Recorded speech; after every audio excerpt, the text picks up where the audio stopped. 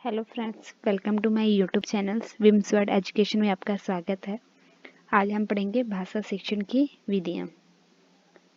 हमारे देश की राष्ट्रभाषा हिंदी है, किंतु कुछ प्रदेशों में हिंदी का चलन नहीं है। जिन प्रदेशों में हिंदी का चलन नहीं है, वहाँ हिंदी भाषा शिक्षण की विधियों का ज्ञान आवश्यक है। जैसे सरलता से सब साधारण राष्ट्रभाषा को समझा जा सकता है, जो हिंदी को हर एक व्यक्ति समझ सकता है। जिस ढंग से शिक्षक विद्यार्थियों को ज्ञान प्रदान कराता है, उसे शिक्षण विधि कहते हैं। शिक्षण विधि पद का प्रयोग बड़े व्यापक अर्थ में होता है। एक या दो नहीं, उनके अंतर्गत अनेक प्रणालियां एवं योजनाएं सम्मिलित की जाती है। दूसरी ओर शिक्षण की बहुत सी प्रक्रियाएं भी सम्मिलित कर ली जाती हैं। शिक्षण की जो विभिन्न विधियां बताते हैं। पहली है आगमन विधि तथा निगमनात्मक विधि। पाठ्य पुस्तक में पाठ्य विषय को प्रस्तुत करने के दो ढंग हो सकते हैं। इस विधि में पहले अनेक उदाहरण देकर छात्रों से कई सामान्य नियम निकलवाए जाते हैं। जिस विधि में क्या है, पहले हम बहुत सारे उदाहरण देते हैं, फिर उनसे नियम निकलवाते हैं, उनसे पूछते हैं, उसको बोलते हैं हम आगमनात्मक विधि। और सेकंड, जैसे जिस विधि में छात्रों के सामने पहले कुछ सिद्धांत बताकर उसकी जांच की पुष्टि के लिए अनेक उदाहरण दिए जाते हैं, उसे निगमनात्मक विधि कहते हैं। जैसे हम कोई सवाल करते हैं, पहले उसके हम फॉर्मूले याद कर लेते हैं ना, तो वो क्या है, निगमनात्मक विधि में आ जाता है, जिसमें पहले ही सिद्धांत बता दिए हमें कि इसको ऐसे ही निकालना है। ठीक है। उसके बाद हमारा सेकंड पॉइंट आ जाता है संश्लेषणात्मक विधि। पाठ्य पुस्तक का उपस्थित करने का ढंग यदि ऐसा है कि पहले अंगों का ज्ञान देकर तब उन वस्तु का ज्ञान कराया जाता है, तो उसे संश्लेषणात्मक विधि कहते हैं। जैसे हिंदी पढ़ाने में पहले वर्णमाला सिखाकर तभी शब्दों का ज्ञान कराया जाता है, तब वाक्य बनाए जाते हैं। परंतु यदि पहले वाक्य से सिखाकर तब शब्द और अंत में वर्ण सिखाए जाए, तो यह विश्लेषणात्मक विधि कहलाएगी। मतलब जिस विधि में पहले क्या है, हम किसका प्रयोग करते हैं, संश्लेषणात्मक विधि का। पहले क्या करते हैं, पहले बच्चों को वर्ण सिखाते हैं, फिर शब्द, फिर हम वाक्य बनाना सिखाते हैं। हम संश्लेषणात्मक विधि का प्रयोग करते हैं। पर कई बार हम क्या है, विश्लेषणात्मक विधि भी होती है, जिसमें क्या पहले हम पूरा बता देते हैं, फिर उसके बाद में छोटे छोटे पॉइंट बताते हैं कि ये इस तरह है। ठीक है, उसको हम विश्लेषणात्मक विधि कहते हैं। थर्ड पॉइंट हमारा दृष्टांत विधि। विषय वस्तु का दूसरा रूप है दृष्टांत विधि। वस्तु विधि में जिस प्रकार वस्तुओं के द्वारा ज्ञान प्रदान किया जाता है, दृष्टांत विधि में उसी प्रकार दृष्टांत के द्वारा दृष्टांत दृश्य भी हो सकते हैं और श्रव्य भी। इसमें चित्र, मानचित्र, मॉडल आदि के सारे वस्तु का स्पष्टीकरण किया जाता है। साथ ही उपमा, उदाहरण, कहानी, चुटकुले आदि के द्वारा भी विषय का स्पष्टीकरण हो सकता है। दृष्टांत विधि में क्या आ जाता है, जब हम, आपने देखा होगा कि हम जब किसी को पढ़ाते समय चार्ट, मॉडल या कंप्यूटर आदि का प्रयोग करते हैं, जिसमें कि बोलते भी हैं, रेडियो होते हैं, हम उसे दिखाते भी है ना कि साथ साथ में, जैसे ये ताजमहल बना कि ये ताजमहल है, फिर उसके बारे में बताते हैं, साथ में उसके बारे में देते हैं। ये दृष्टांत विधि कहलाएगी हमारी। साथ में दिखा भी रहे हैं, बोल भी रहे हैं तो दिखा भी रहे हैं। फोर्थ है वस्तु विधि। शिक्षण एक प्रसिद्ध सूत्र है, मूर्त से अमूर्त की ओर। वास्तव में हमें ब्रह्मा संसार का ज्ञान अपने इंद्रियों के द्वारा होता है, जिसमें नेत्र प्रमुख हैं। किसी वस्तु पर दृष्टि पड़ते ही हमें उस पर सामान्य परिचय मिल जाता है। अंतर्मूर्त वस्तु ज्ञान प्रदान करने का सबसे सरल साधन है, इसलिए आरंभ में वस्तु विधि का सहारा लिया जाता है। अर्थात बच्चों को पढ़ाने के लिए वस्तुओं का प्रदर्शन करके उसके विषय में ज्ञान प्रदान कराया जाता है। मतलब इसमें क्या, वस्तु विधि क्या होती है, पहले हम जैसे हम बोलेंगे, बच्चों को बोर्ड दिखाते हैं, जैसे ब्लैक बोर्ड हो गया है, चौक होता है, ये पूछते हैं कि ये क्या है, तो बच्चे बताते हैं कि ये चौक है, ये बोर्ड है। हम बोलते हैं इस पे चौक का क्या करते हैं, तो बच्चे बताते हैं कि लिखते हैं। तो ये सब क्या है, वस्तु विधि। हमें उन्हें चीजें बता रहे हैं, पूछ रहे हैं कि ये क्या है, तो उन्हें पता है कि ये चीज क्या है, तो इन्हें वस्तु विधि द्वारा भी हम पढ़ा सकते हैं। ये भी एक पढ़ाने का ढंग है। 5th है कथन विधि एवं व्याख्यान विधि।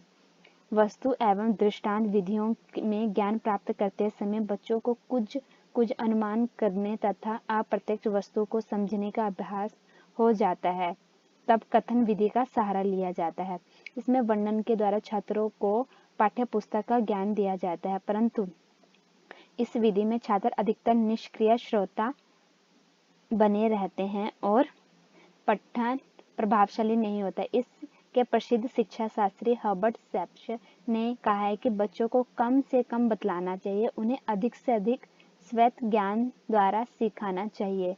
व्याख्यान विधि इसी की सहचारी है। उच्च कक्षाओं में प्रायः व्याख्यान विधि का ही प्रयोग किया जाता है।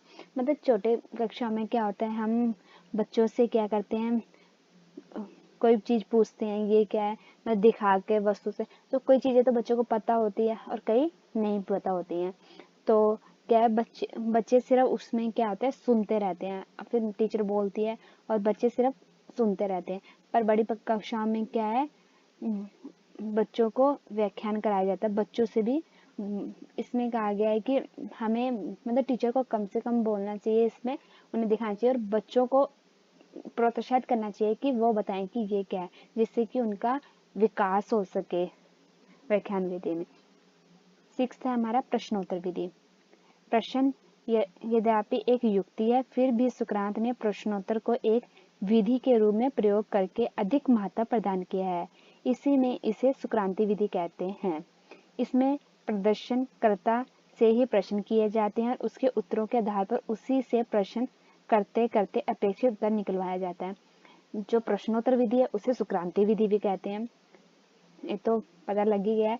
और इसमें क्या होता है, पहले हम छोटे छोटे क्वेश्चन पूछते हैं, फिर उनसे पूछते जाते हैं कि इससे इसका क्या मतलब है, इसका क्या मतलब है, तो उन्हीं से मतलब मेन उत्तर निकलवाया जाता है। तो प्रश्नोत्तर विधि में टोटल मिला के प्रश्नोत्तर जो प्रश्न पूछे जाते हैं वो विधि हो जाती है।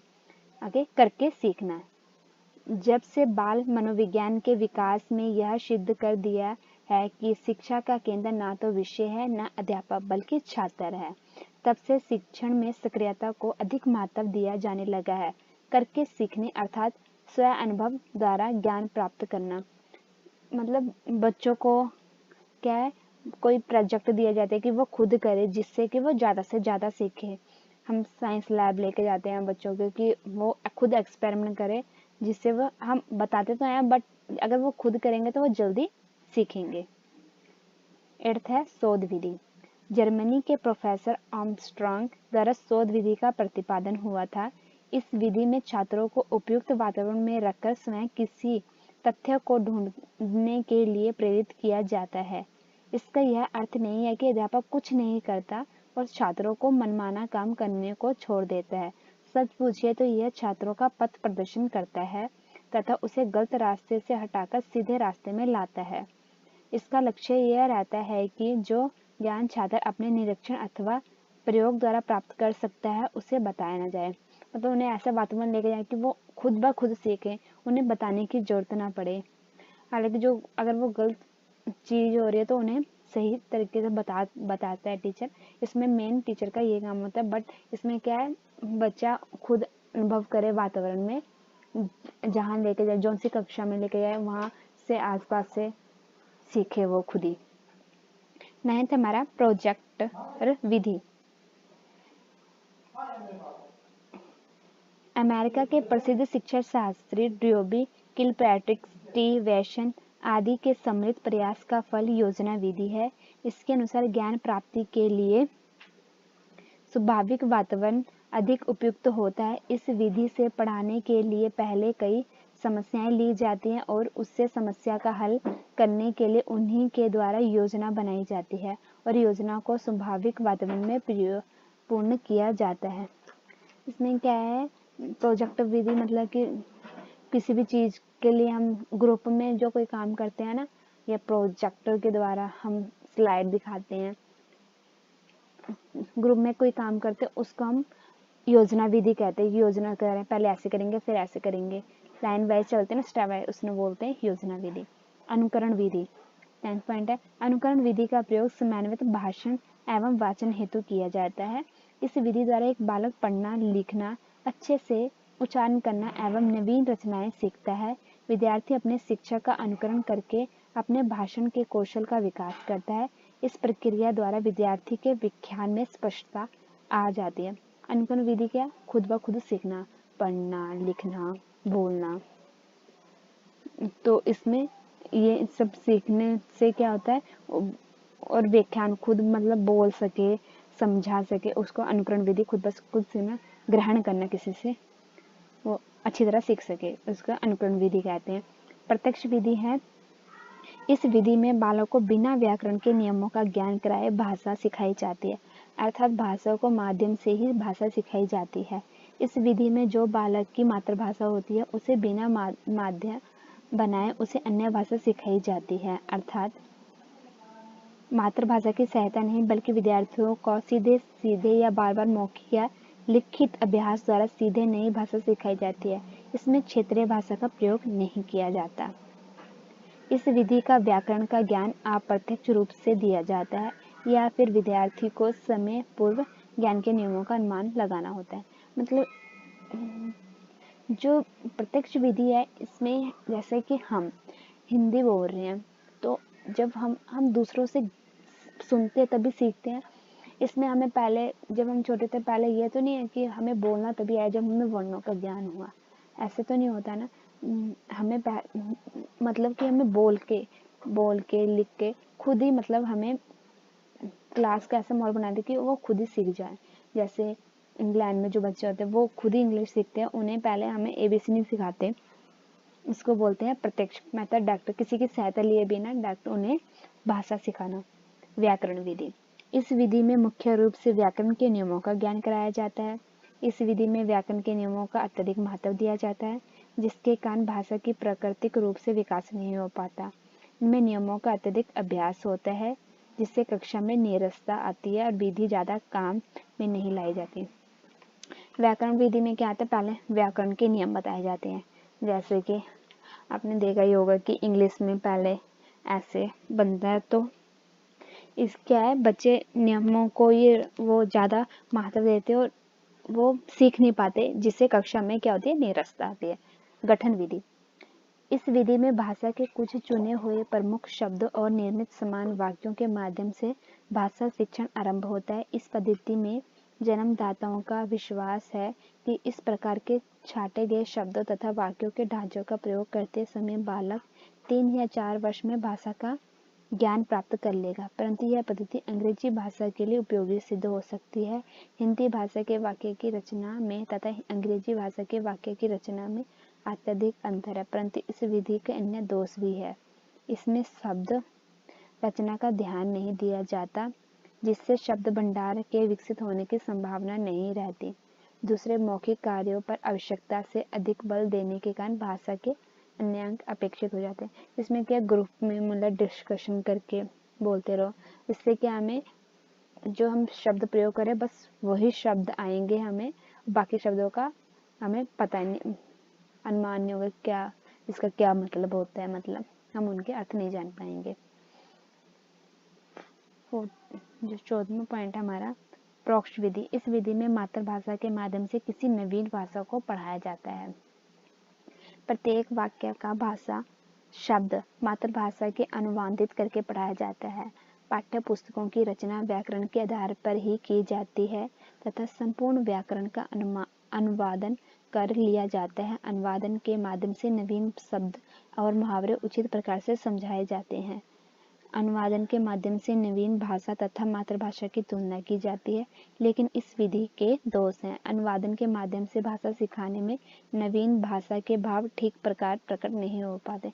मतलब किसी भाषा के सहायता से दूसरी भाषा सिखाना है, इसीलिए जो कई बार जो कई शब्द ऐसे हैं हिंदी में कुछ और है बट हम उन्हें कुछ और बोलते हैं, ये इसी प्रोक्ष विधि के दोष के कारण नहीं, क्योंकि हम उसके मतलब सही अर्थ को बोल नहीं पाते। हम क्योंकि किसी के द्वारा सीखे तो हम उसी तरह बोलते जाते, उसी भाषा की लय में बोलते जाते और हम उनका सही से उच्चारण नहीं कर पाते। ये हमारे 14 जो है शिक्षण विधियां हैं। अगर आपको हमारी वीडियो पसंद आई हो, लाइक शेयर एंड सब्सक्राइब करना ना भूलें। मिलते हैं नेक्स्ट वीडियो में।